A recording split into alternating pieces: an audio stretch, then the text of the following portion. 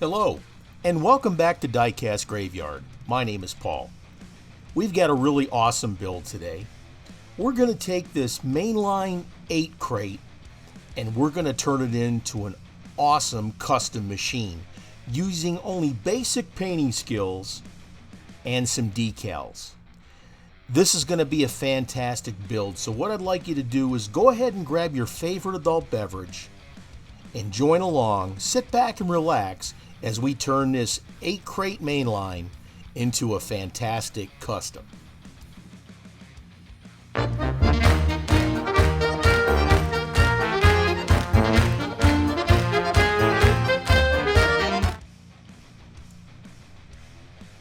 Here we've got our car, and I've already drilled out the post. I mean, as far as having it so where I can separate it from the base. Now the car itself looks pretty darn cool. This is a pretty crazy car with the engine in the back and everything, but we're going to do the best with it that we can with what we have. Don't forget to hit that subscribe button and click on that little bell to be alerted to any future videos that come out. We still need to file down the post, and then we're going to drill it out, and we're going to set this up for a 256 screw. We're removing the burr off the end so it doesn't snap on to the base when you go to put it back together. This will allow it to sit a little bit more level and close to each other in order to put the car back together. We're going to drill it out, like I said, with a 5/64 drill bit. Now this is the drill bit you use in order to use a 2-56 screw.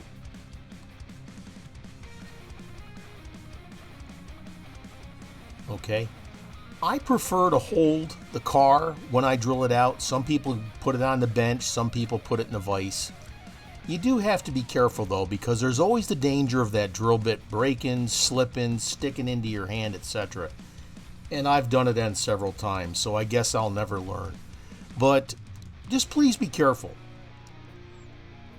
Every so often stop and take the shavings out of the drill bit and keep track of how deep you drill. We're going to put 1 drop of oil in there. This will help lubricate the bit and help it bite better so it can go in there easier. And then the drill bit won't bind up and the shavings won't get caught in the flutes of the drill bit. So take your time, drill slow, and like I said, keep track of how deep you're going. Every so often stop and clean up the shavings. This is going pretty good. This usually only takes a minute or two.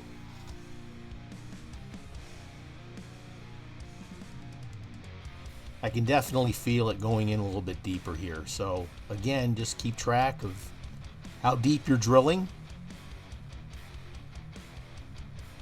because you don't want to drill through the roof or the hood of the truck or the car in this case. Now I'm putting my fingernail on there to see how deep I've drilled in. That's definitely longer than the screw itself, but I think I might just drill it just a little bit more. No, I think it's good. Now we're going to take this 256 tap, and the tap handle I got from Bright Vision. So check out the tap handles at brightvisionwheels.com. Tony's got some good stuff there. You should put a drop of oil in the post so the tap doesn't bind inside and snap off. If you feel any resistance, back out, clean it off, and then put it back in, and then continue on with tapping. Here we're going to use 256 screws, and these ones are 3/16 inch length. There's also another length, and that's a 1/8 inch length, and we would use those if we had a very short post, like if you were drilling the front of the car and it had a hood that opened up to reveal an engine. That's the reason usually the post is incredibly short. All right, that fits fantastic. Let's move on. Here I've got my container, and I've got it labeled out with some masking tape. I put all the pieces inside this container. That way there I don't lose anything, and I know exactly where they are when I look at it at a glance. Now we're going to take the body and dip it in the embalming fluid, or AKA citrus strip. I like the citrus strip because it's cheap, there's plenty of it in the bottle, and it works good. It doesn't work in seconds, it takes time, but it does work extremely well. Let's move on. I love how the moonlight shines over the mausoleum. We got the citrus strip all cleaned off and we scrubbed it down with degreaser. Now, since we're going to paint this a solid color and we're not going to put Spectre Flame on it, we don't need to get into some heavy polishing on this body. Now, the Spectre Flame Black, or the gloss black that I use from the Redline shop, this is the paint that I'm using today. Now, what's really cool about this paint is it covers extremely well and you don't have to really put down any kind of a primer coat.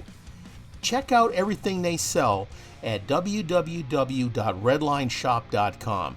They've got the Spectre Flame paints, they've got the enamel or the opaque paints, they've got decals, they've got tires.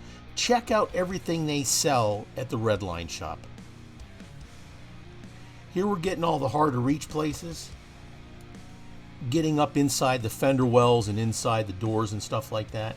Then we're going to put some really nice coats, light coats now, mind you, over the entire car. We're getting the sides of the car up on top of the doors and the back windows.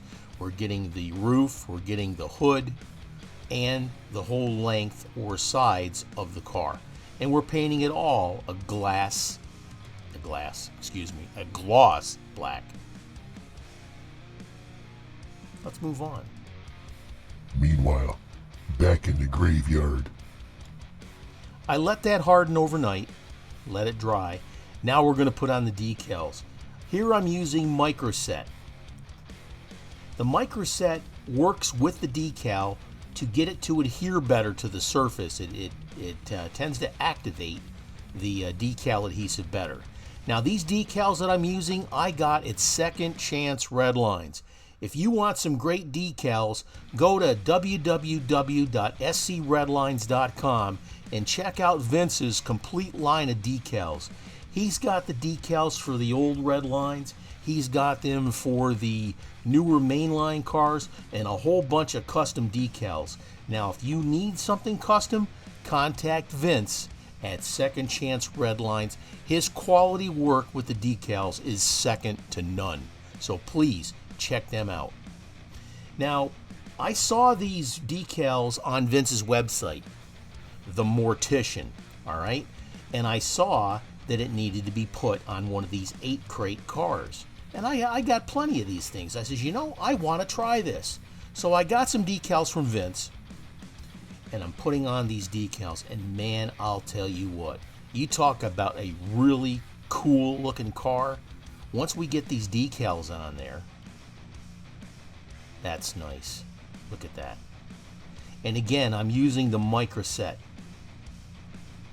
Now later on, after the decals dry, we're going to go back in with Microsol, and that's a solvent-based product.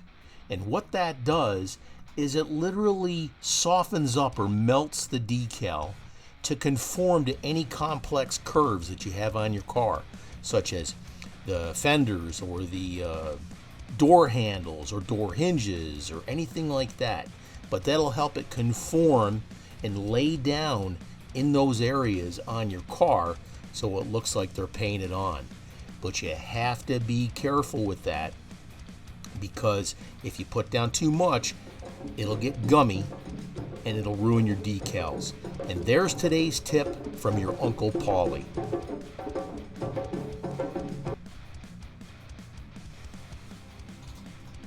So we got the one hood decal, which is a picture of the devil or a demon, and we got the one side of the decals done, and we're going to do this other side. Again, I'm using the microset to put the decals on and get them to adhere well to the car. Later on, I'm going to come back in with the Microsol and touch it up and get it to conform to those complex curves. Once we get the decals on, we're going to let that set for approximately 24 hours. Now, you can probably get away with doing it sooner, but that's going to be up to you. I like to let mine sit for at least a day. That way there, all the product or the water or the microset or microsol, anything you put on there has had sufficient time to dry.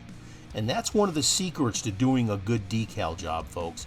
Let it dry thoroughly before you put any decals on there, or before you go ahead and clear coat this. Let it dry thoroughly, so make sure that there's no water in there and it won't repel the clear coat that you're going to use to protect these decals later on. There was no place to hook the back clip on the car because I wanted to make sure that everything was painted properly, so I'm kind of just letting it set on the back. Now, there was a little bit of overlap here in the fender well. I got back in there later on with the microsol, and then when I clear coated it, I made sure that I got my finger up in there and touched it just a little bit to make sure that it was sticking properly and not going to show once it dried. I've let this set for approximately 24 hours. Now I'm coming back in with the clear coat. Now, the clear coat also I got from the Redline shop. Like I said, check out the Redline shop for your paint needs for your cars, especially that world famous Spectre Flame paint. Redline shop also sells decals, but they sell those wonderful reproductions of the Redline tires, the caps, the bearing wheels, etc., and a bunch of other things. So check out the Redline shop. Here we're putting down light coats of the clear, and we're making sure everything is taken care of to include the inside of the car. That looks great. Let's let this set overnight and we'll put it together. And here's all the pieces. We got the body with those beautiful decals from Second Chance Redlines. The Mortician, man, that looks fantastic. Here's the base, and I went ahead and did a wheel swap. Took off the mainline tires and put on these Real Riders, and I wanted to keep with the black theme. Here's the windshield, that looks great. Here's the interior. I'm not going to do anything to the interior. I think it looks fine the way it is. Let's put it all together and have our reveal. And here's what we started with. An 8-crate mainline. Now, there's not a lot of stuff you can do with this car, especially with the engine in the back and everything, but we took it apart. We stripped all the paint off of it. We gave it a beautiful gloss paint black finish from the Redline shop. Then we came back in with those beautiful decals from Second Chance Redline. And you can make a wonderful car with those decals. And here's what we got to. This car turned out fantastic, the Mortician. Look at that. We detailed the lights in the front and the back. The gloss that you see is clear coat also over the top of the decals to protect them, but that Redline shop paint, it's fantastic and it dries to a high gloss finish. We took the car apart. We did a wheel swap on the mainline wheels. We got rid of those. That beautiful black finish, the wonderful decals from the Second Chance Redlines, and we hit it again with a clear coat from the Redline shop. Man, you can take any car and you can customize it and put some decent decals on it. And again, you don't have to have all this high-tech equipment. Yeah, I use airbrushes and stuff like that because that's what I do. But you could use this with a spray can. Put your decals on and get back in there with some spray can clear coat and make yourself a wonderful custom. To top it all off, we've got a custom card here that says the Mortician. Here I've got my signature on the back, and I've got a certificate of authenticity that I made up myself here. Diecast Graveyard Certificate of Authenticity. If you want to take your cars to the next level, folks, this is the way to do it. I print up my own cards. I put them in a protector. I put it in a clear blister, and I make it ready to make the proud new owner love this car and proudly display it. My name is Paul with Diecast Graveyard.